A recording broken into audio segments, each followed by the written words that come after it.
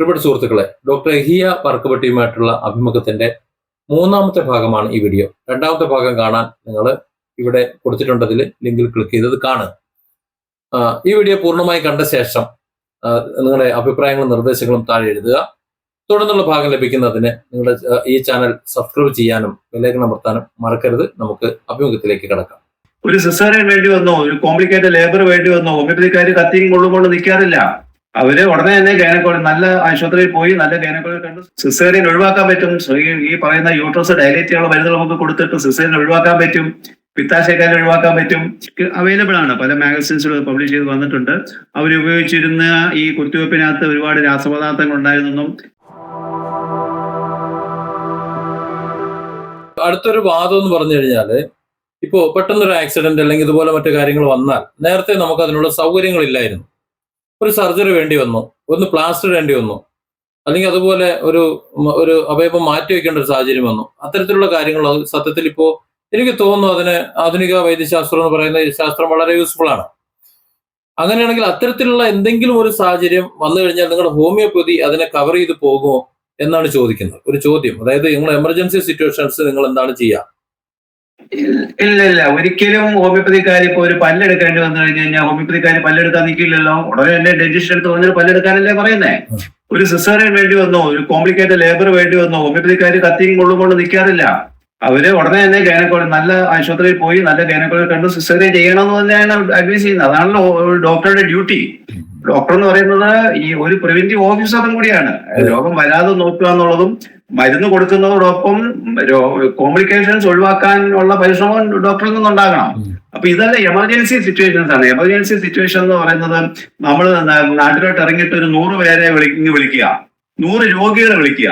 അതിൽ ഈ പറയുന്ന എമർജൻസി സിറ്റുവേഷൻസ് വേണ്ട എത്ര പേര് കാണും? ഡയാലിസിസ് വേണ്ടവർ, അല്ലെങ്കിൽ പിന്നെ ഹാർട്ടില് കത്തീറ്റർ ഇടേണ്ടി വരുന്നവരോ, അതല്ലാന്നുണ്ടെങ്കിൽ പിന്നെ ഈ എമർജൻസിയിൽ സർജറി ചെയ്യേണ്ടി വരുന്ന എത്ര സിറ്റുവേഷൻ കാണും? 10, 15, 20 പേര് വേണ്ട. 25 പേര് ഉണ്ടെങ്കിൽ പോലും ബാക്കി 75 രോഗികളെ ഹോമിയോപ്പതിക്ക് ചികിത്സിക്കാം. ഈ 25 പേരെന്ന് പറയുന്നത് ഈ പറയുന്ന സർജൻസിനെ വെൽ സെറ്റപ്പിലുള്ള ഹോസ്പിറ്റൽസിൽ കൊണ്ടുപോയി ചികിത്സിക്കേണ്ട കേസുകളാണ്. അവരെ നമ്മൾ റെഫർ ചെയ്ത് വിടുമ്പോഴാണ് നമ്മുടെ ഡ്യൂട്ടി ഫുൾഫിൽ ആകുന്നത്. ഒരിക്കലും അങ്ങനെയുള്ള എമർജൻസി സിറ്റുവേഷൻസ് മാനേജ് ചെയ്യാൻ വേണ്ടി ഹോമിയോപ്പതിക്കാർ മെനക്കെടാറില്ല. പക്ഷേ പല എമർജൻസി സിറ്റുവേഷനുകളിലേക്കും എത്താതിരിക്കാൻ വേണ്ടി അവരെ കൊണ്ട് സാധിക്കും. ഇപ്പം കിഡ്നി സ്റ്റോൺ വന്നു കഴിഞ്ഞാൽ ആ സ്റ്റോൺ പോകാനുള്ള മരുന്നുകൾ, ട്യൂബ് ഡയലേറ്റ് ചെയ്യാനുള്ള മരുന്നുകളുണ്ട്. സിസേറിയൻ ഒഴിവാക്കാൻ പറ്റും. ഈ പറയുന്ന യൂട്രസ് ഡയലേറ്റ് ചെയ്യാനുള്ള മരുന്നുകൾ നമുക്ക് കൊടുത്തിട്ട് സിസേറിയൻ ഒഴിവാക്കാൻ പറ്റും, പിത്താശയക്കാരെ ഒഴിവാക്കാൻ പറ്റും. മനസ്സിലായില്ലേ? അങ്ങനെ പ്രിവെന്റ് ചെയ്യാനും ഈ പറയുന്നത് പിന്നെ സർജറി ഒഴിവാക്കാൻ പറ്റുന്ന മാർഗങ്ങൾ അവലംബിക്കാനുള്ള അങ്ങനെയുള്ള മരുന്നുകൾ ഹോമിയോപ്പതിയിലുണ്ട്. അത് കൊടുത്ത് ഈ സർജറി 25% പറയുന്നത് വീണ്ടും 5-10% നമുക്ക് കുറച്ചു കൊടുക്കാൻ പറ്റും. അല്ല, അത് എന്റെ കുടുംബത്തിൽ തന്നെ ഒരു പ്രൂഫുണ്ട്. കാരണം കുറച്ച് സ്ട്രോക്ക് വരുന്ന കുറച്ചു പേരൊക്കെ സ്ട്രോക്ക് വന്നൊരു സംസാരശേഷി നഷ്ടപ്പെട്ട് കിടക്കുന്നുണ്ട്, സഞ്ചരിക്കാൻ പ്രയാസപ്പെട്ട് കിടക്കുന്നുണ്ട്. ആ അവസ്ഥയിൽ എൻ്റെ കുടുംബത്തിൽ ഈ അടുത്ത കാലത്ത് സ്ട്രോക്ക് വന്നിരുന്നു. പക്ഷെ ആ സ്ട്രോക്കിനെ ഒരാഴ്ച കൊണ്ട് അതിജീവിച്ച് പൂർണ്ണ ആരോഗ്യത്തോടെ പോകുന്നുണ്ട്. അപ്പൊ ഇതിനിടയിൽ എൻ്റെ ഒരു പ്രിയപ്പെട്ട ഒരു സുഹൃത്തുണ്ട്. ഞാൻ എല്ലാ മേഖലയിലും പോകുന്ന ആളാണ്. ഈ മെഡിക്കൽ കോളേജിൽ നിന്ന് അവിടുത്തെ ജോലിയുടെ സ്വഭാവത്തിന്റെ രീതി കൊണ്ട് റിട്ടയർ അല്ല, രാജിവെച്ച് ഇറങ്ങിയിട്ട് ഇപ്പൊ സ്വകാര്യ പ്രാക്ടീസും ചാരിറ്റിയും ഒക്കെ ചെയ്തുകൊണ്ട് നടക്കുന്ന ഒരു അലോപ്പതി ഡോക്ടറുണ്ട്. ഞാനിവിടെ അദ്ദേഹത്തെ ഒരു കരുവാക്കാതിരിക്കാൻ വേണ്ടി ഞാൻ പേര് പറയണില്ല. എന്റെ സുഹൃത്താണ്. നമ്മൾ അലോപ്പതി മെഡിസിൻസ് ആർക്കെങ്കിലും എന്തെങ്കിലും ആവശ്യമുണ്ടെങ്കിൽ അങ്ങോട്ടാണ് പോണത്, ചെറിയ ചെറിയ കേസുകൾക്ക്. അപ്പോൾ അദ്ദേഹം ചോദിച്ചത്, നിങ്ങൾ ഒരു മരുന്ന്, ഹോമിയോ മരുന്ന് എന്തെങ്കിലും കണ്ടിന്യൂ കൊടുക്കുന്ന ഏതെങ്കിലും മരുന്നുണ്ടോ എന്നാണ് ആദ്യം ചോദിച്ചത്. ഇതിങ്ങനെ വരാൻ MRIയിലാണ് കണ്ടെത്തിയത് വന്നത് സ്ട്രോക്ക് ആണ് എന്ന്. അല്ലാതെ ശരീരം കൊണ്ട് കണ്ടെത്താൻ കഴിഞ്ഞില്ല. ഒരു ചെറിയൊരു മൈനറായിട്ട് ഒരു മൗനമായി പോയൊരു സാഹചര്യമായിരുന്നു. സിൻജോണോ ഓഫീസിനാൽസ്, നമ്മുടെ ചൈന എന്നറിയപ്പെടുന്ന മെഡിസിന് ഏതാണ്ട് ഒരു 6 വർഷമായിട്ട് കണ്ടിന്യൂ വെരിക്കോസിന് കൊടുത്തോണ്ടിരിക്കുന്നുണ്ടായിരുന്നു. ഞരമ്പ് സംബന്ധമായിട്ടുള്ള ഇതിനാണല്ലോ. അപ്പൊ അതുകൊണ്ടാണ് ഇത് ഇത്തരത്തിലൊരു അവസ്ഥ വന്നത്, പെട്ടെന്ന് മാറിപ്പോയെന്നാണ് അലോപ്പതി ഡോക്ടർ എന്നോട് പറഞ്ഞത്. അപ്പൊ അദ്ദേഹം എന്ത് കണ്ടിട്ടാണ്? അല്ല, ആയിരിക്കാം. കാരണം സിങ്കോണ ഓഫീസിനാലിസ് എന്ന് പറഞ്ഞ മരുന്ന് ഏറ്റവും കൂടുതൽ ബ്ലഡ് വെസലുമായിട്ട് പിന്നെ ബ്ലഡ് വെസൽസിൽ കൂടുതൽ ആക്ഷനുള്ള മരുന്നാണ്. മനസ്സിലായി, ലിവറിൽ കൂടുതൽ ആക്ഷനുള്ള മരുന്നാണ്, സ്പ്ലീനിൽ ആക്ഷനുള്ള മരുന്നാണ്, ബ്ലഡ് വെസൽസിൽ കൂടുതൽ ആക്ഷനുള്ള മരുന്നാണ്. ഒരുപക്ഷെ അത് റിപ്പീറ്റഡ് എടുത്തുകൊണ്ടായിരിക്കാം ക്ലോട്ട് വന്നിട്ട് പെട്ടെന്ന് അത് റിലീസ് ചെയ്ത് പോകുന്നത്. തീർച്ചയായിട്ടും അതിന് നമുക്ക് അതിനൊക്കെ കൂടുതൽ വിശകലനം ആവശ്യമാണ്. മനസ്സിലായില്ലേ, ഇതുപോലെ നൂറുകണക്കിന് കേസുകൾ നമ്മൾ അനലൈസ് ചെയ്തെങ്കിൽ മാത്രമേ ഇതിനെ നമുക്ക് എഴുതി ഇതുകൊണ്ടാണ് എന്ന് പറയാൻ അതെ അതെ പറ്റുള്ളൂ. അതെ തീർച്ചയായിട്ടും തീർച്ചയായിട്ടും. ഞാൻ അതിന്റെ ഇത് ഒരു സാഹചര്യം ഞാൻ പറഞ്ഞതാണ്. നമുക്ക് തെളിവൊന്നുമില്ല, നമ്മുടെ അനുഭവം മാത്രമാണ്. അല്ല, അതാണ് രോഗി രക്ഷപ്പെട്ടു എന്നുള്ള ഒരു നഗ്നസത്യമാണല്ലോ. ഇപ്പൊ ഏതാണ്ട് കാരണം ഇന്ന് ഈ സർക്കാർ തലത്തിൽ ജനനി എന്ന് പറയുന്ന ഒരു പദ്ധതിയുണ്ട്. ജനനി, അതായത് ഇൻഫെർട്ടിലിറ്റിയില് ഹോമിയോപ്പതിയിലെ ഗവൺമെന്റ് സെക്ടറിൽ പ്രവർത്തിക്കുന്ന ഒരു ശാഖയാണ്. ഏതാണ്ട് 500ഓളം കുട്ടികൾ ഇതുവരെയും കഴിഞ്ഞ ഒരു 7-8 വർഷത്തിനുള്ളിൽ 500ഓളം കുട്ടികൾ ഈ ജനനിയിൽ തന്നെ ഉണ്ടായി വന്നിട്ടുണ്ട്. അതായത് ഇൻഫെർട്ടിലിറ്റിയിൽ 10-15 വർഷമായിട്ട് ചികിത്സ എടുത്ത് IVF ഒക്കെ പരാജയപ്പെട്ട കേസുകളാണ് പലപ്പോഴും വന്ന് ഇവിടെ രജിസ്റ്റർ ചെയ്തിട്ട് മരുന്ന് കഴിക്കുന്നത്. 1 രൂപ പോലും ചെലവില്ലാതെ ഈ കുട്ടികൾ ഉണ്ടായിരിക്കുന്ന പേരൻസ് ആണ്. മനസ്സിലായോ? അപ്പൊ ഈ 450 ഏതാണ്ട് 500ഓളം കുട്ടികൾ ഇന്ന് നിലവിൽ കേരളത്തില്, മനസ്സിലായില്ലേ, ഇൻഫെർട്ടിലിറ്റി ക്ലിനിക്കുകൾ സർക്കാർ തലത്തിൽ ഉണ്ടായിരിക്കുന്നുള്ളതാണ്. ഇവിടെ നമുക്ക് ചികിത്സ അശാസ്ത്രീയമാണ് എന്ന് പറയാൻ പറ്റുമോ? അപ്പൊ ഈ കുട്ടിയെ തിരിച്ച് നമ്മൾ യൂട്രസിൽ കയറ്റി വിടേണ്ടി വരും. ഇത് അശാസ്ത്രീയമാണ്, ഈ കുട്ടിയെ വേണ്ട എന്ന് പറയേണ്ടി വരും. മനസ്സിലായില്ലേ? അശാസ്ത്രീയ ചികിത്സയിലാണ് കുഞ്ഞ് ജനിച്ചത് എന്ന് വാദിക്കുന്നവർക്ക് ഒരു മറുപടിയാണ്, ചുട്ട മറുപടിയാണ് ഈ കുഞ്ഞുങ്ങൾ. ഇപ്പോ ഒരു വിവാദം കത്തിക്കൊടുത്തോണ്ടിരിക്കുന്നുണ്ട്. നമ്മുടെ കേരളത്തിലെ ഒരു പഴയകാല ഡോക്ടർ ഇപ്പോ അതൊക്കെ അശാസ്ത്രീയമാണ് എന്നൊക്കെ പറഞ്ഞ് നടക്കുന്നുണ്ട്, അശാസ്ത്രീയമാണെന്ന്. എനിക്ക് തോന്നിയിട്ട് ഞാനൊരു സരസമായ ഒരു തമാശ പറയാം, അല്പം ക്രൂരമാണെങ്കിൽ ഡോക്ടർ ക്ഷമിക്കണം, എന്നെ കേൾക്കുന്ന ആൾക്കാരും ഒക്കെ ഒന്ന് ക്ഷമിക്കണം. ഞാനിപ്പോ ഒരു വീട്ടിൽ താമസിക്കുന്നതാണ്, കുടുംബമായിട്ട് താമസിക്കുന്നതാണ്. എനിക്ക് കുട്ടികളുണ്ട്. തൊട്ടപ്പുറത്തെ വീട്ടിലും കുറച്ച് കുട്ടികളുണ്ട്. അത് പക്ഷെ കുറച്ച് ടാലന്റഡ് ആണ്, അല്ലെങ്കിൽ അതുപോലെ മറ്റെന്തൊക്കെയോ എക്സ്ട്രാ കുറച്ചുള്ളവരാണ്. അത് അവരുടെ സാമ്പത്തിക പശ്ചാത്തലമാകാം, അല്ലെങ്കിൽ അവരുടെ ജീനപരമായിട്ടുള്ളതാകാം, അതല്ലെങ്കിൽ അതുപോലെ മറ്റെന്തെങ്കിലുമൊക്കെ ആകാം. നമ്മളൊരല്പം ഇപ്പുറത്തേക്ക് നിൽക്കുന്ന ആൾക്കാരായതുകൊണ്ട് നമുക്കത് അർജിച്ചെടുക്കാൻ കഴിഞ്ഞില്ല എന്ന് വരാം. പിന്നെ ആത്യന്തികമായിട്ട് രണ്ട് ഡിപ്പാർട്ട്മെന്റിൽ നിന്ന് വന്നതാണല്ലോ. അപ്പോ ഞങ്ങളുടെ കുട്ടികള് ആ കുട്ടികളെ പോലെ ആകാൻ വേണ്ടിയിട്ട് അവർ യൂസ് ചെയ്തിട്ടുള്ള മെത്തേഡുകളോ അല്ലെങ്കിൽ അവരെ തന്നെ യൂസ് ചെയ്യണമെന്ന് നിർബന്ധം പിടിക്കുന്നത് ശരിയാണോ?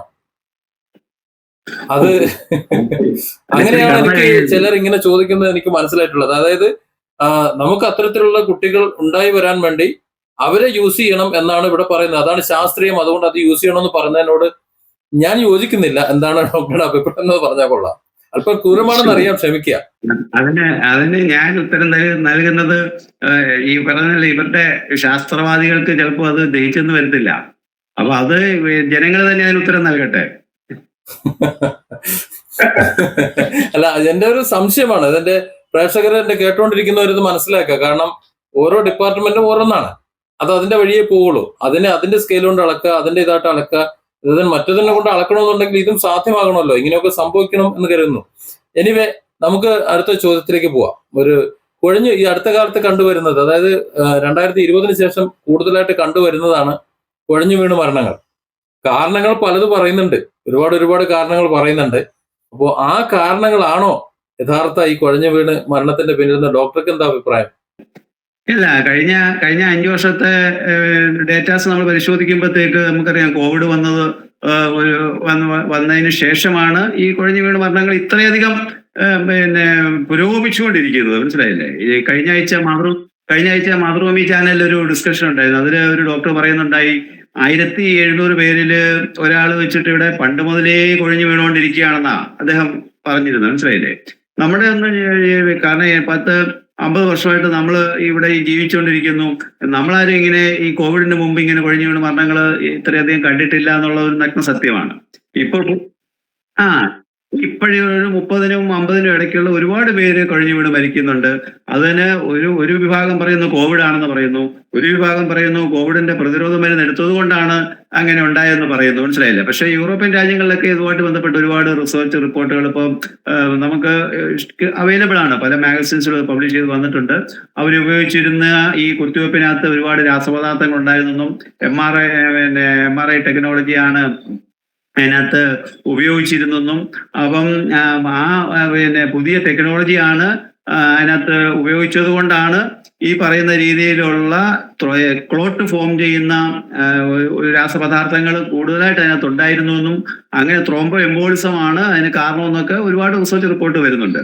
അപ്പം ഇവിടെ നമുക്കറിയാം, നമ്മൾ പ്രകടമായിട്ട് കണ്ട രണ്ടു മൂന്ന് വ്യക്തികളെ ഞാൻ ഓർത്ത് പറയാണ്. അതായത് പിന്നെ തമിഴ്നാട്ടില് വിവേക് എന്ന് പറഞ്ഞിട്ടൊരു ആർട്ടിസ്റ്റ് ഉണ്ടായിരുന്നു സിനിമയിലെ ഇൻഡസ്ട്രിയിലെ ഒരു ഹാസ്യ നടനാ.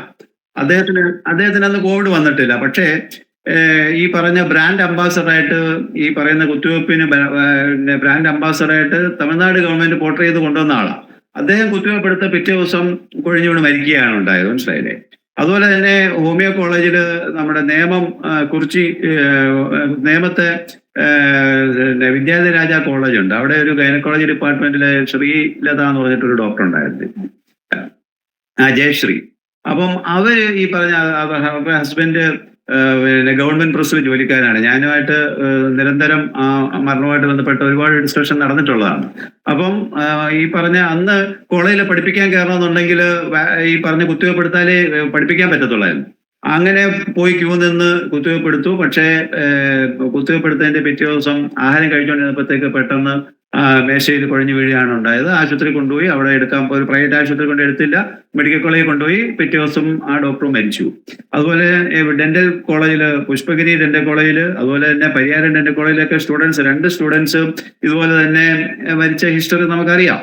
അപ്പൊ ഇവിടെയൊക്കെ കോവിഡ് വരാത്തപ്പോഴും ഈ പറഞ്ഞ കുഴഞ്ഞു വീണ മരണങ്ങൾ വളരെ പ്രകടമായിട്ട് നമ്മൾ കണ്ടതാണ്. അപ്പൊ ഇത് ക്ലോട്ട് പെട്ടെന്ന് ഉണ്ടാക്കുന്ന സാധനമാണ്. അപ്പൊ സ്ട്രോക്ക് ഉണ്ടാകാനും ഹാർട്ട് അറ്റാക്ക് ഉണ്ടാകാനും ഉള്ള ഒരു കാരണം ഇത് തന്നെയാണ്. അപ്പൊ ഇത് നമുക്ക് ഇവിടെ സെൻട്രൽ ഗവൺമെന്റ് തന്നെ പറഞ്ഞത് ഞങ്ങൾ ഈ പറഞ്ഞ കുത്തിവെപ്പെടുക്കാനായിരുന്നു പറഞ്ഞിട്ടേ ഇല്ല എന്നാണ്. കോടതിയിൽ സത്യവാങ്മൂലം കൊടുത്തത് പോലും അങ്ങനെയാണ്. അപ്പം നമുക്കൊക്കെ പുറത്തിറങ്ങാൻ ഇപ്പൊ ഒന്ന് മൂത്രം ഒഴിക്കാൻ ഇറങ്ങണമെങ്കിൽ പോലും കോവിഡ് സർട്ടിഫിക്കറ്റ് എടുത്ത് പ്രദർശിപ്പിക്കണമായിരുന്നു. അതായിരുന്നു അവസ്ഥ. എന്നാൽ തന്നെ പിടിച്ചകത്തിട്ടിരുന്നു, ഫൈൻ അടിച്ചിരുന്നു. കോടതിയിൽ അവർ പറഞ്ഞില്ല ഞങ്ങൾ ഇത് എടുക്കാൻ വേണ്ടി പറഞ്ഞിട്ടേ ഇല്ല എന്നാണ് കോടതിയിൽ പറഞ്ഞത്. സ്വന്തം ഇഷ്ടപ്രകാരം, അതായത് യൂറോപ്യൻ രാജ്യങ്ങളിലൊക്കെ ഏത് കുത്തിവെപ്പെടുത്തു കഴിഞ്ഞാലും അതിന് കോംപ്ലിക്കേഷൻ വന്നു കഴിഞ്ഞാൽ ഉടനെ തന്നെ ഇൻഷുറൻസ് കിട്ടും, അല്ലെങ്കിൽ സർക്കാർ തന്നെ അതിന് ഉത്തരവാദിത്തം ഏറ്റെടുക്കും. അപ്പൊ അതുപോലുള്ള നിയമങ്ങൾ നമുക്കിവിടെ വരണം. ഏത് കുത്തിവെപ്പെടുത്തു കഴിഞ്ഞാലും കോമ്പൻസേഷൻ പ്രോഗ്രാം ഉണ്ടെന്നുണ്ടെങ്കിൽ അവർക്ക് ഇൻഷുറൻസ് ക്ലെയിം ചെയ്യാം, അതല്ലെങ്കിൽ മറ്റു മാർഗങ്ങളിലേക്ക് പോകാൻ പറ്റും, നിയമപരമായിട്ട് അതിനെ നേരിടാൻ പറ്റുമല്ലോ. അതൊന്നും ഇവിടെ ഇല്ല. അല്ല, അപ്പൊ മറ്റൊരു സംശയമുള്ളത്, ഇവിടെ ജനങ്ങൾക്ക് ഈ വിഷയമായിട്ട് സംസാരിക്കുമ്പോൾ ജനങ്ങളുടെ സംശയമാണ്, ശാസ്ത്രീയ മരുന്നുകൾ എന്ന് പറയുന്ന മരുന്നുകൾ ഒരു 10 വർഷം അല്ലെങ്കിൽ 2-3 വർഷം കഴിച്ചു കഴിയുമ്പോഴാണ് അത് ഗുണമില്ലാത്തതാണ്, അല്ലെങ്കിൽ മറ്റെന്തോ പാർശ്വഫലങ്ങളുള്ളതാണ്, എന്നൊക്കെ കുഴപ്പങ്ങളുള്ളതാണ് എന്ന് കണ്ടെത്തി കഴിയുമ്പോൾ അത് നിരോധിക്കും. പക്ഷെ അപ്പോഴേക്കും കുറെ രോഗികളെ സൃഷ്ടിച്ചിട്ടുണ്ടാവും. ഈ ഹോമിയോ മെഡിസിൻസുകൾ ഇപ്പോൾ കാലങ്ങളായിട്ട്, ഇപ്പൊ എത്ര കാലം ഇരുന്നാലും, ഈ അടുത്ത കാലത്ത് ഞാനൊരു PHCയിൽ കണ്ടു, അവിടെ ഹോമിയോ മരുന്ന് എക്സ്പയറി ഡേറ്റ് കഴിഞ്ഞു എന്ന് കരുതിയിട്ട് ഒരു കൂട്ടർ വന്ന് വിവാദം ഉണ്ടാക്കി. സത്യത്തിൽ ഹോമിയോ മരുന്നിന് നിയമം അങ്ങനെ എഴുതി വെക്കണം എന്ന് പറഞ്ഞതുകൊണ്ട് ചില മരുന്നുകൾക്ക് എഴുതി വെക്കണം എന്നല്ലാതെ എക്സ്പയറി ഡേറ്റ് ഇല്ല എന്നാണ് ഞാൻ മനസ്സിലാക്കുന്നത്. അപ്പൊ ഒരു മനുഷ്യന്റെ എക്സ്പയറി ഡേറ്റ് അവരുടെ ഡെത്താണ്. ഒരു കല്ലിന്റെ എക്സ്പയറി ഡേറ്റ് എന്ന് പറയാൻ പറ്റുമോ നമുക്ക്? എന്ന് പറയുന്നത് പോലെ അവരുണ്ടാക്കി വെക്കുന്ന ആ രാസപദാർത്ഥങ്ങൾക്ക് എക്സ്പയറി ഡേറ്റ് ഉണ്ട്, ഇപ്പുറത്ത് ഹോമിയോ മരുന്നുകൾക്ക് എക്സ്പയറി ഡേറ്റ് ഇല്ല എന്നിരിക്കെ ഈ മരുന്നുകൾ ഇപ്പൊ അന്ന് ഉപയോഗിച്ച സിഞ്ചോണയും അന്ന് ഉപയോഗിച്ച ഫോസ്ഫറസും തന്നെയാണ് ഒരു 100 കൊല്ലം കഴിഞ്ഞ് ഇപ്പോഴും യൂസ് ചെയ്യുന്നത്. പക്ഷെ ഇപ്പുറത്ത് മരുന്നുകൾ മാറിക്കൊണ്ടിരിക്കുന്നു. ആ മാറുന്നതിൽ പാർശ്വഫലങ്ങൾ ഉണ്ടാകുന്നു, പുതിയ രോഗങ്ങൾ ഉണ്ടാകുന്നു. ആ രോഗങ്ങൾക്ക് വീണ്ടും മരുന്നുകൾ കണ്ടെത്തുന്നു. ആ മരുന്ന് കഴിച്ച് കുറച്ച് കഴിയുമ്പോഴത്തേക്ക് അതും ശാസ്ത്രീയമാണ്, അല്ലെങ്കിൽ അത് ഗുണമില്ലാതെ കണ്ടെത്തുന്നു, പുതിയ മരുന്നുകൾ കൊണ്ടുവരുന്നു. അപ്പൊ സത്യത്തിൽ ഇവിടെ ഈ മരുന്നുകൾ ഏതാണ് ശാസ്ത്രീയമാണല്ലോ സ്ഥിരമായി നിലനിൽക്കുന്നത്. അല്ല, അത് അവിടെയാണ് കോവിഡ് സമയത്ത് മരുന്ന് പരീക്ഷണം നടന്നല്ലോ. അപ്പൊ അത് അവർക്ക് എന്തും ആരെയും എങ്ങനെ പരീക്ഷിക്കാം. അതേപോലെ റെംഡെസിവിർ ആണെന്നുണ്ടെങ്കിലും ഹൈഡ്രോക്സിക്ലോറോക്വിൻ ആണെന്നുണ്ടെങ്കിലും പ്ലാസ്മ തെറാപ്പി ആണെങ്കിലും ഒക്കെ കോവിഡിന് പരീക്ഷിച്ച മരുന്നുകളാണ്. ഇതെല്ലാം കുറെ കാലം പരീക്ഷിച്ചു, കുറെ പേര് മരിച്ചു കഴിഞ്ഞപ്പോഴത്തേക്ക് അത് വേണ്ടാന്ന് വെച്ചവര്. അപ്പൊ അവർക്ക് പരീക്ഷിച്ച് ഈ പറഞ്ഞ മനുഷ്യരെ പരീക്ഷണശാലയാക്കാം. മറ്റുള്ളവര് ഈ രീതി ചെയ്തു കഴിഞ്ഞാൽ അത് അശാസ്ത്രീയമാണ്. അവര് ചെയ്യുമ്പോൾ ഇത് ശാസ്ത്രീയമാണ്, മനസ്സിലായില്ലേ? അപ്പൊ ഇത് എക്സ്പയറി ഡേറ്റ് കഴിഞ്ഞ മരുന്നെന്ന് പറയുമ്പോൾ ഹോമിയോപ്പതിയില് പൊട്ടൻറ്റൈസ്ഡ് മെഡിസിൻസ് ആണ്. കാരണം ഇത് 12x കഴിഞ്ഞാൽ ഇതിന് പിന്നെ ഡൈനമൈസ്ഡ് പവർ ആണ്, മനസ്സിലായില്ലേ? ഒരിക്കലും ആ ഡൈനമൈസ്ഡ് പവർ ഒരു മാഗ്നറ്റ് പോലെയാണ്. ഒരു മാഗ്നറ്റ് എന്ന് പറയുമ്പോൾ ഒരു കണ്ടു കഴിഞ്ഞാൽ ഒരു ആൻറ്റീസ് ആണെന്ന് തോന്നിക്കും, പക്ഷെ അതിനകത്തൊരു പവർ ഉണ്ട്. ആ പവർ നമുക്ക് ഡിസ്ട്രക്ട് ചെയ്യാൻ പറ്റത്തില്ല. അപ്പൊ ഇത് തുറന്നു വെക്കുകയോ വെയിൽ കൊള്ളിക്കുകയോ അതല്ലാന്നുണ്ടെങ്കിൽ ആ രീതിയിൽ ഉപയോഗിച്ചെങ്കിൽ മാത്രമേ ഇതിന്റെ അകത്തുനിന്നുള്ള ഒരു പവർ പോകത്തുള്ളൂ. അതല്ലാന്നുണ്ടെങ്കിൽ 12x കഴിഞ്ഞാൽ പിന്നെ ഒരിക്കലും അതിന് എക്സ്പയറി ഡേറ്റ് വെക്കേണ്ട കാര്യമില്ല. പക്ഷെ ക്രൂഡ് ഫോമിൽ ബയോകെമിക് 6 അല്ലെങ്കിൽ 12 ഒക്കെ പറയുന്ന അതിന് താഴോട്ടുള്ള ബയോകെമിക് മെഡിസിൻസ് ഉണ്ട്. ടിഞ്ചറുകൾ സ്റ്റോക്ക് ചെയ്യുന്ന ടിഞ്ചർ, നമുക്ക് ടിഞ്ചറുകളൊക്കെ നമ്മൾ ഒരുപാട് സ്റ്റോക്ക് ചെയ്യേണ്ടി വരും. കാരണം ഇഞ്ചുറീസും ബൈറ്റ്സിനും ഒക്കെ നമ്മൾ, അതുപോലെ തന്നെ പാലിയേഷൻ, രോഗങ്ങൾ ചികിത്സിക്കുന്ന പല രീതിയിലാണ്. ക്യൂർ എന്ന് പറയുന്നതാണ് ഏറ്റവും ഉചിതമായ ചികിത്സാ രീതി, ക്യൂറാണ്. പിന്നുള്ളത് ചില രോഗങ്ങൾ നമുക്ക് ചികിത്സിച്ച് മാറ്റാൻ പറ്റില്ല, അതിന് തൽക്കാലം ചുമപ്പിക്കാനേ പറ്റത്തുള്ളൂ. അതിന് നമ്മൾ പാലിയേഷൻ എന്നാണ് പറയുന്നത്. ചിലത് നമുക്ക് അടിച്ചമർത്തേണ്ടി വരും. ഒട്ടും ഒരു രീതിയിലും നമുക്ക് ക്യൂറോ അല്ലെങ്കിൽ പാലിയേഷനോ കൊടുക്കാൻ പറ്റാത്ത ചില രോഗങ്ങളുള്ളത് അടിച്ചമർത്തേണ്ടി വരും. അവിടെ നമ്മൾ സപ്രഷൻ എന്നാണ് പറയുന്നത്. അപ്പൊ ഇതിനെ ഈ സപ്രഷനും പാലിയേഷനും ഉപയോഗിക്കുന്ന ക്രൂഡ് ഫോമിലുള്ള മരുന്നുകളായിരിക്കാം. അതിന് ഇതിപ്പോ നമ്മൾ ഉപയോഗിച്ചില്ല എന്നുണ്ടെങ്കിൽ മറ്റ് അലോപ്പതി മേഖലയിൽ പോയി അവർ ഉപയോഗിക്കും, മനസ്സിലായില്ലേ? അപ്പം അവിടെ ആ മരുന്നുകൾക്ക് ഈ പറഞ്ഞ രീതിയിൽ എക്സ്പയറി ഡേറ്റ് വെക്കുന്നതുകൊണ്ട് കുഴപ്പമില്ല, അത് വെക്കാം, അത് ക്രൂഡ് ഫോമുള്ളത്. പക്ഷെ ഒത്തനൈസ്ഡ് മെഡിസിൻസ് ഒരിക്കലും എക്സ്പയറി ഡേറ്റ് വെക്കുന്നതിന് അർത്ഥമില്ല, ഒരിക്കലും അത് പിന്നെ പ്രാവർത്തികമാക്കേണ്ട ആക്കേണ്ടിയും വരില്ല എന്നുള്ളതാണ്. എക്സ്പയറി ഡേറ്റ് പിന്നെ സത്യം ഹോമിയോ മരുന്നിൽ എക്സ്പയറി ഡേറ്റ് ഇല്ല എന്ന് പറഞ്ഞിട്ട് ഒരു വിവാദം ഉണ്ടാക്കിയിരുന്നവർ, അതൊരു അവബോധം ജനങ്ങൾക്ക് കിട്ടാത്തത് കൊണ്ടോ ഇനി അതല്ല എന്നുണ്ടെങ്കിൽ ഈ പറയുന്ന ശാസ്ത്രീയ വക്താക്കളുടെ തെറ്റായ പ്രചരണമോ രണ്ടുമാകാം. അതാണ് ഞാൻ മനസ്സിലാക്കിയത്. ഇവിടെ പിന്നെ ഈ ഹോമിയോപ്പതി ഇവർ പ്രചരിപ്പിക്കുന്നത് കുറെ രാജ്യങ്ങളിൽ നിരോധിച്ചു എന്നാണ്, കുറെ രാജ്യങ്ങൾ നിരോധിച്ചിട്ടുണ്ട് എന്നാണ്. അപ്പൊ ഞാനത് ഈ പറഞ്ഞ ആൾക്കാരോട് ചോദിക്കുന്നത്, അങ്ങനെ നിരോധിച്ച ഒരു ഇത് എന്തിനാണ് ഇവിടെ കേരളത്തിൽ പഠിപ്പിക്കുന്നത്, അല്ലെങ്കിൽ ഇന്ത്യയിൽ ഇത് പഠിപ്പിക്കുന്നത്? കോളേജുകളും ഡോക്ടർമാരെ ഓരോ വർഷവും ഉത്പാദിപ്പിച്ച് വിടുന്നുണ്ടല്ലോ, അപ്പൊ അത് എന്തിനാണ് നിരോധിച്ചിട്ടുണ്ടെങ്കിൽ എന്താണ്? അങ്ങനെ നിരോധനം ഹോമിയോപ്പതിക്ക് എവിടെയെങ്കിലും ലോകത്തുണ്ടായിട്ടുണ്ടോ? ഒരു രാജ്യത്തിലും കാരണം ഇതിന് റെസ്ട്രിക്ഷൻസ് ഉണ്ട്, മനസ്സിലായില്ലേ? ചില മരുന്നുകൾ ഇമ്പോർട്ട് ചെയ്യുന്നതിൽ റെസ്ട്രിക്ഷൻ വെച്ചിട്ടുണ്ട്. ഇപ്പൊ അമേരിക്കയിൽ തന്നെ ഒരുപാട് സ്റ്റേറ്റുകളുണ്ട്. ചില സ്റ്റേറ്റുകളിൽ ഇത് ഉപയോഗിക്കുന്നതിന് റെസ്ട്രിക്ഷൻ വെച്ചിട്ടുണ്ട്. അല്ലാതെ ഒരു രാജ്യത്തും ഇത് പൂർണ്ണമായിട്ട് നിരോധിച്ച ഒരു രാജ്യവും ഇല്ല. അതല്ലെങ്കിൽ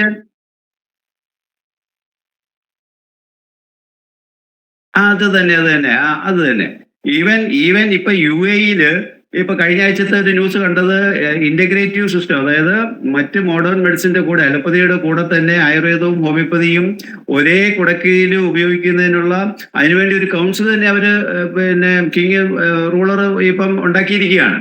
അപ്പം അവരതിന്റെ മെച്ചം തിരിച്ചറിഞ്ഞുകൊണ്ട് ഇതുപോലെ പല രാജ്യങ്ങളിലും ഈ പറയുന്ന രീതിയിൽ ഹോമിയോപ്പതി, അതാ പറഞ്ഞത്, വെറും 225 വർഷം മാത്രം പിന്നെ പ്രായമുള്ള ഹോമിയോപ്പതി ഇന്ന് ഏതാണ്ട് 100ഓളം രാജ്യങ്ങളിൽ പിന്നെ പ്രചരിച്ചു എന്നുള്ളത് തന്നെ WHO വെബ്സൈറ്റിൽ ഏതാണ്ട് 65ഓളം രാജ്യങ്ങൾ ലിസ്റ്റ് ചെയ്തിട്ടുണ്ട്. അപ്പൊ ഇത് ഓരോ ദിവസവും ഇതിന്റെ ഏതാണ്ട് 200 മില്യൺ ആൾക്കാരാണ് ഹോമിയോപ്പതി ഉപയോഗിക്കുന്നത് ഇന്ന് നിലവില്. അപ്പൊ ഇത്രയും പ്രചരിച്ചുകൊണ്ടിരിക്കുന്ന ഒരു സിസ്റ്റത്തെ ഒരു ഇകഴ്ത്തി കാണിക്കുന്നതിന് വേണ്ടിയാണ് ഇത് പല രാജ്യങ്ങളിലും ഇത് നിരോധിച്ചു എന്ന് പറയുന്നത്, മനസ്സിലായില്ലേ? ഒരിക്കലും ഒരു രാജ്യത്തും ഹോമിയോപ്പതി നിരോധിച്ചിട്ടില്ല. ഒരു മരുന്നും ഹോമിയോപ്പതിയുടെ ഒരു മരുന്നും ഒരു രാജ്യത്തും ഒഴിവാക്കാൻ പറഞ്ഞിട്ടില്ല. നമുക്കറിയാം, ഓരോ വർഷവും 100, 150, 200 മരുന്നുകളാണ് മറ്റു മേഖലയിൽ ഇവിടെ ഉപയോഗിക്കരുത് എന്ന് പറഞ്ഞ് പിന്നെ എടുത്തു കളഞ്ഞുകൊണ്ടിരിക്കുന്നത്, ബാൻ ചെയ്തുകൊണ്ടിരിക്കുന്നത്.